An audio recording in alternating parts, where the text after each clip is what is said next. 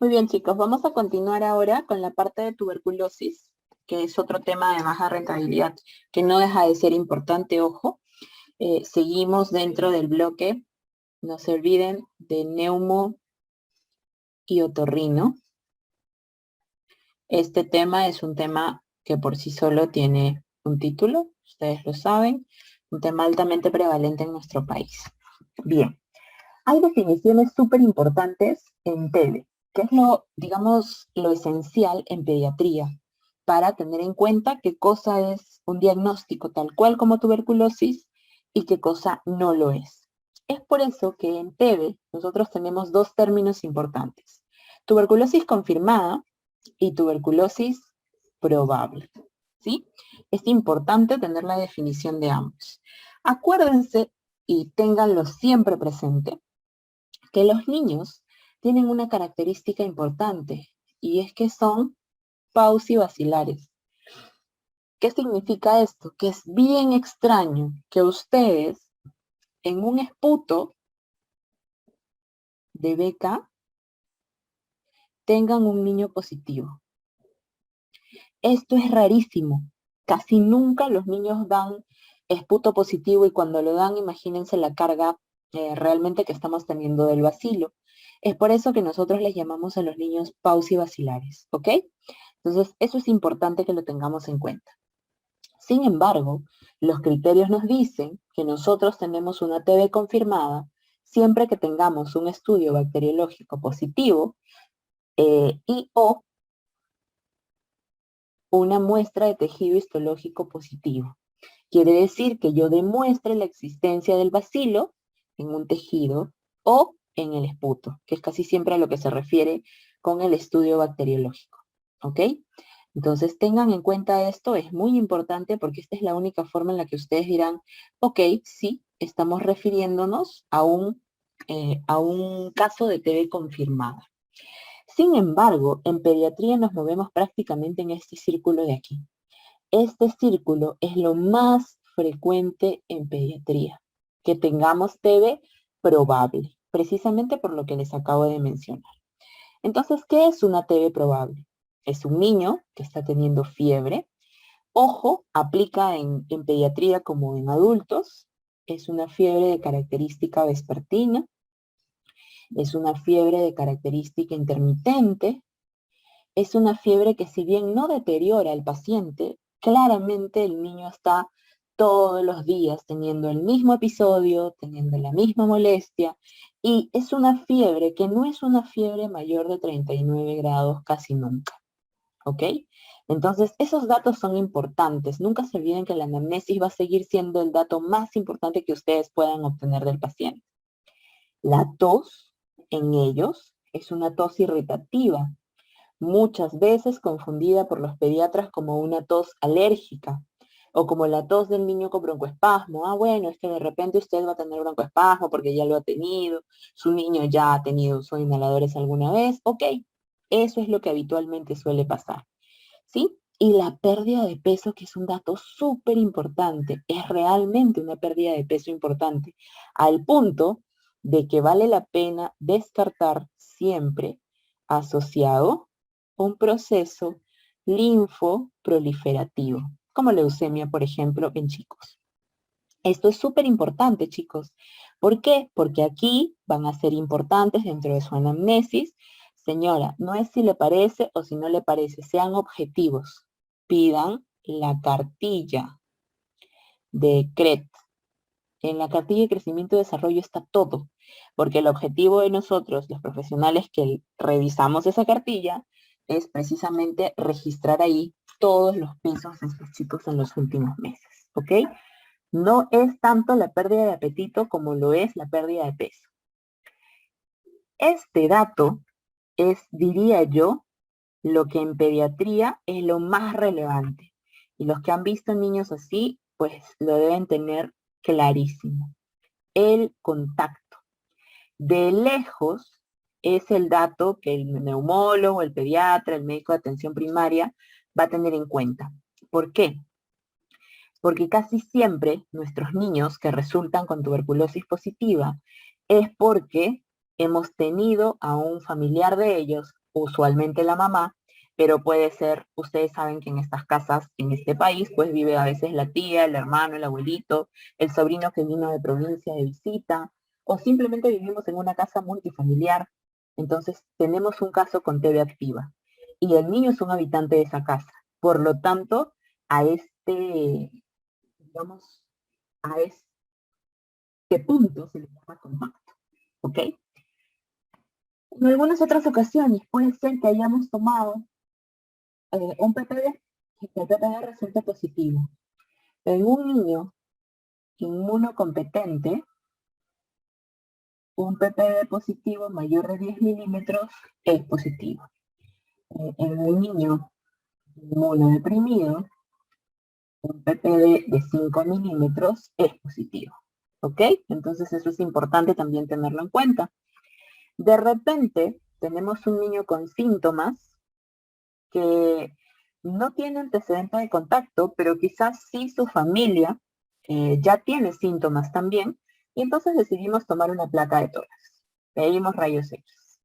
Y hemos encontrado rayos X compatible con TB.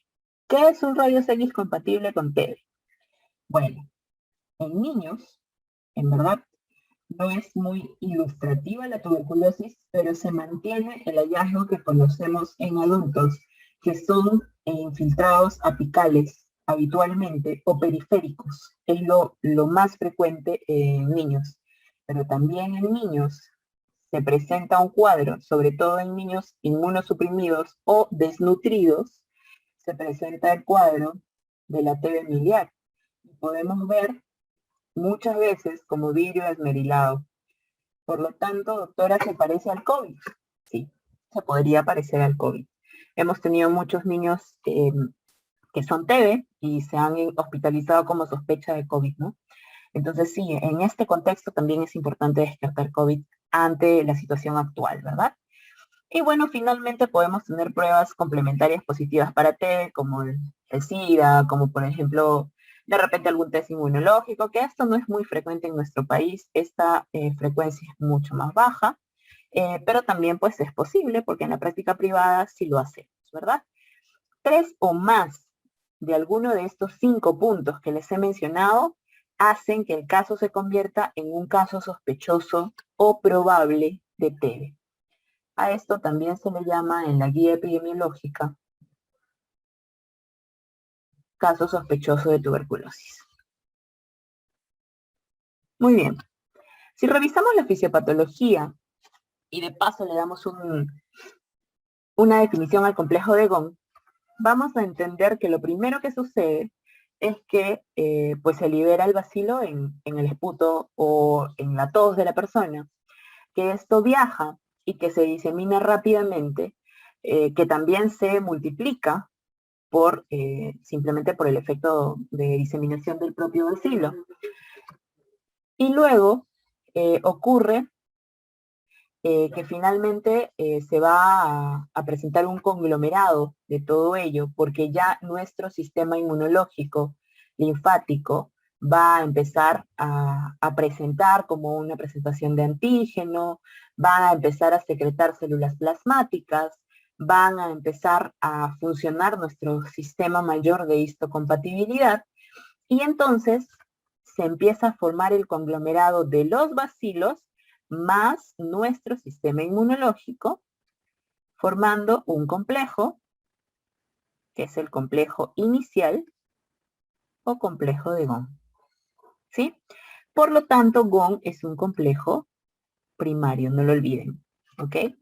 Y este acúmulo completo duerme y descansa en nuestros pulmones, y es por eso que muchos de nosotros podemos tenerlo activo, como seguramente lo tenemos, seguramente el 90% de médicos lo tenemos, pero no lo hemos activado porque esta capa externa, que son nuestras células de defensa, se encuentran tal cual, protegiéndolos, porque miren, se encuentran estos en el centro o en la periferia englobados por células plasmáticas, y por lo tanto no se van a romper hacia la vía respiratoria, ¿ok?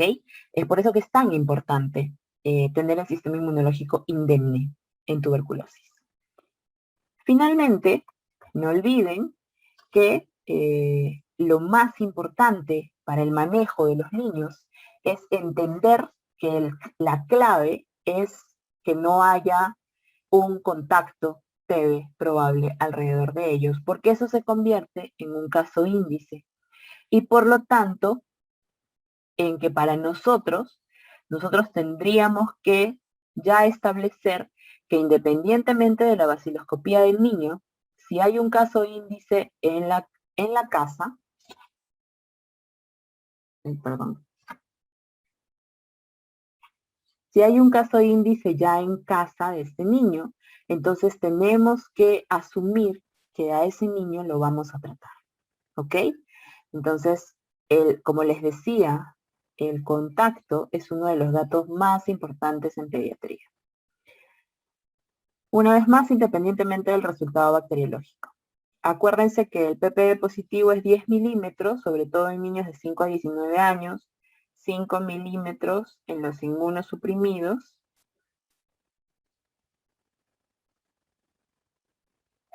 y hay un caso en particular que es importante, que es la coinfección con VIH. En nuestro país tenemos un gran grupo de niños que tenemos una infección que coexiste, como pueden ver aquí, de PV y VIH. Y eso hace que estos niños, independientemente de la vaciloscopía, porque probablemente jamás va a salir positiva, se asume su infección y reciben profilaxis. ¿Ok? Eso es súper importante también. Son uno de los pocos grupos en nuestro país que lo reciben como tal.